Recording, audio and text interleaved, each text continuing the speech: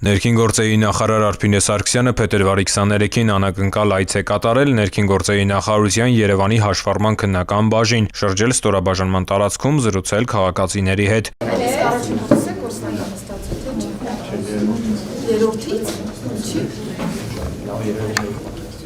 Այսինքն իրականում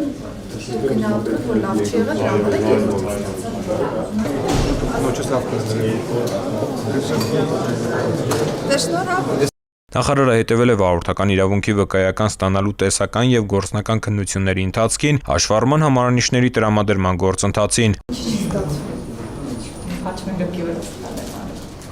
Ամեն անգամ ինը համարյա թեփա, բայց պարապել եք մինչև իհարկե։ Շատ լավ, ձեզ հաջողություն։ Հիմա արտահերթով եք եկել 4-րդին։ Բա ինչ չի ստացվում։ Առանձնահատուկ ուշադրություն է դարձվել հերթերի կանոնակարգմանն ու սպասարկման արդյունավետության բարձրացմանը միտված թվայնացման աշխատանքներին։ Քաղաքացիները Արփինե Սարգսյանին են ներկայացրել հերթագրման, սպասարկման եւ ծառայությունների մատուցման վերաբերյալ իրենց կարծիքը, նաեւ հանդես եկել առաջարկություններով։ Նախարար Սարգսյանը առանձնացնելով հերթերի խնդիրը, ստորաբաժանման ղեկավարներին տվել է կոնկրետ հանձնարարականներ։